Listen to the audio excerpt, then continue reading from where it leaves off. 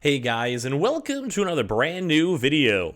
In this video, we actually have some pretty interesting news as well to go and cover. I feel like today's just been a huge day in terms of just really big, random, strange news coming out.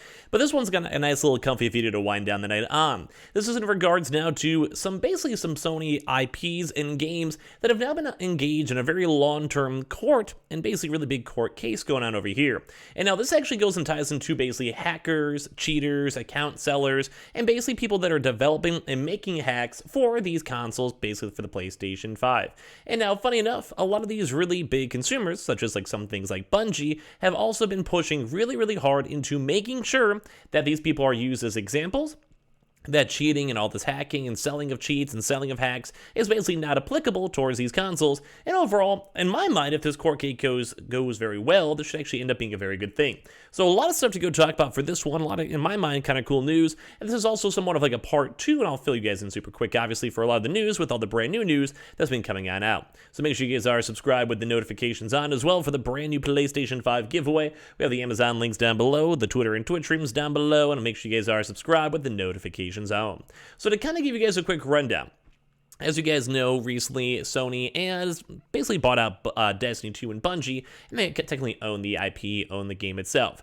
But there was also a really big court case that came out. Basically, Destiny 2 had a really big stint of hackers. So basically people that were developing and selling hacks and basically allowing people to go do things such as aim bots or such as perfect predictions or stuff like that, wall hacks. So pretty much everything intertwined with the game. Now, obviously, as a game itself, you don't want that. You don't want to have people coming on your game and then having your normal core community getting hacked on. And as well, you also don't want hackers plaguing your game. I think we could all collectively agree on that one. And that's what kind of made this an intriguing case. So Bungie, or Destiny 2, actually found one of the big websites that was hosting and providing hacks and all these different types of internal, I guess I just keep on using hacks, the best terms. They have other different benefits, or like I said, aim bots, wall hacks, or whatever. So as they've been doing this, they decided to sue that company. They did not want to go and have these on their game, and I would probably say rightfully so. If I was a company and someone was doing that and ruining my player base and also ultimately costing me money, mainly because basically Destiny 2 does have a free-to-play option, I'd be pretty upset. So with this, now Destiny has actually had even more information come out for their Destiny 2 lawsuit. So basically Destiny 2 cheat makers lawsuit actually now has been officially denied. So this is the company Junkies was trying their best to be hey, no, Bungie was making money off us, making money off of people using cheats. We were keeping the player base alive or doing more DLCs or Eververse transactions. But funny enough, no, they basically were trying to be no, we made you money. And Bungie's I don't think you did when you're upsetting our player base and having people make tweets or mentions or uninstalling or whatever it may be. I don't think you did. So this is kind of a first and foremost almost setting a really big precedent when it comes to games as a whole. Mainly because as a game company think Call of Duty that's been played by hackers or Fortnite, if these really big developers or publishers are able to go and make these proper court cases and win, now, that's not going to stop hacking and all this stuff entirely, but it probably will go and slow it down quite a bit because no one wants to get sued for multiple millions of dollars. I think we could all agree on that one. So right now, a Washington judge has denied Junkies' request to dismiss a lawsuit brought against it by Destiny 2 developer Bungie. The cheat-making site owned by Phoenix Digital Group was sued earlier this year alongside several other Destiny 2 hack providers. Junkies has been fighting the lawsuit every step of the way. Back in April, Junkies actually managed to convince the judge to dismiss the case after Bungie failed to adequately explain how its hacks constituted an illegal copy of Destiny's 2 code. Bungie later refiled, arguing that Junkies reverse engineered the game's code after a Bungie employee purchased the cheat makers program. So basically the initial case was, hey, we're just doing stuff open source and changing some things, not our fault. But then as they kind of had more time to go and, look into it, had people spend the money into it and actually see the product they made, they're basically no, you basically look through all of our code and try to make this worse.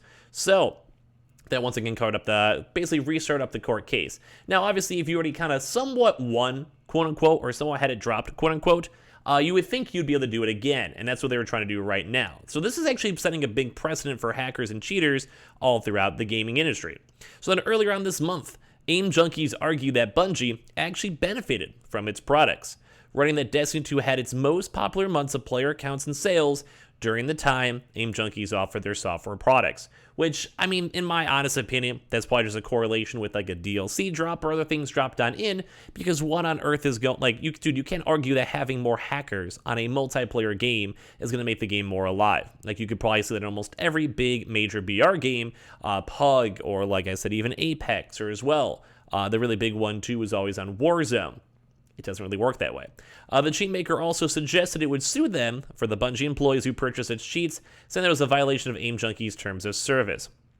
Which once again is kind of dumb, because if you guys, no matter what terms of service you sign up for, you can't go and just throw it out in court like that. I mean, basically, you still have to somewhat follow to it, but if it's not a legal cause, the judge is going to call it out no matter what. And this is basically a Bungie employee buying something in regards to the Bungie game.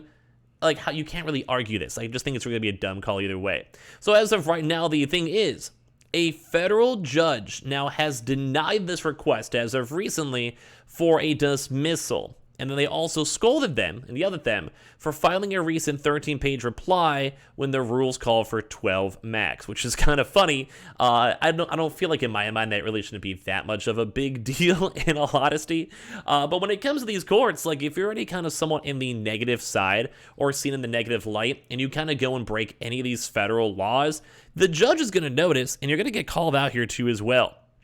So, as we're saying, this type of stuff is very, very intriguing to see, because this is basically companies being like, no, we're not wrong. And the judge being like, hey, you might be wrong in hell, so hey, don't run in my class. You know what I mean? So kind of crazy to see this. So far, neither of these things and threats have come to pass, but we do have the update on Bungie's copyright claim. So as per Axios Stephen Totillo, the judge in the copyright case denied now AIM Junkies' request to dismiss for lack of personal jurisdiction and improper venue. The judge wrote in their decision that Bungie had adequately shown grounds for a copyright claim in its refiling, and that AIM Junkies failed to address its improper venue claim in its motion. So this is basically, for legal talk, them saying, hey, Bungie is in the right to go and pursue this. And, mess with websites, change, the actual code that you made, whatever it might be, they are in the right as of what we've seen so far from the judge. And as well, they also did not go and fully kind of talk about why this was an issue. They didn't have a chance to go mention, hey, guess what? This filing is because this is all should be thrown out because this, and this. They basically did not go give enough information properly to make sure it was all good. The judge also admonished AIM Junkies' lawyer for filing a dismissal that was 13 pages long, 1 page over the limit for local rules.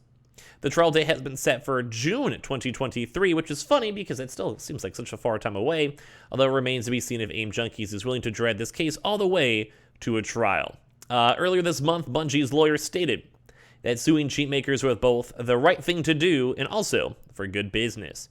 This seems to be true, as Bungie was recently awarded $13.5 million in a previous settlement that we actually covered over here too as well, against another different type of Destiny 2 cheat provider. Now, I think this is kind of good, mainly because this is also allowing the avenue for other publishers and developers to protect their IP and protect their games. And I do think if we keep on seeing a really big stint of these court cases essentially allowing this to happen, basically seeing Bungie making $14 million off of suing hackers, which number one, gets rid of these people cheating on their games, getting rid of the aim hacks and wall hacks and aimbots and all of that, but as well, it's also making sure they don't make more profit off it.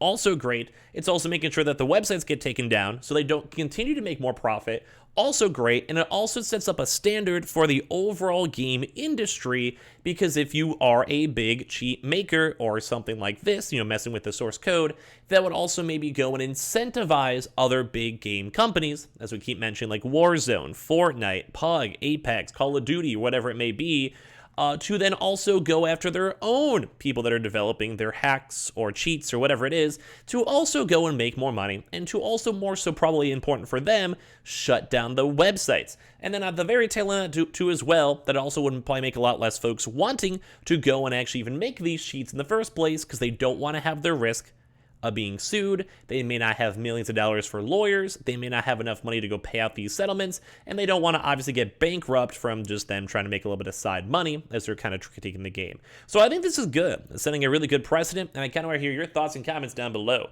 as well as make sure you guys are subscribed with the notifications on as well for the brand new PlayStation 5 giveaway. Amazon links down below for the PS5 Digital Console controller, Twitter and Twitch stream as well, link down below, and check out the nice little Target links too all down below, and I appreciate you guys all so much for watching.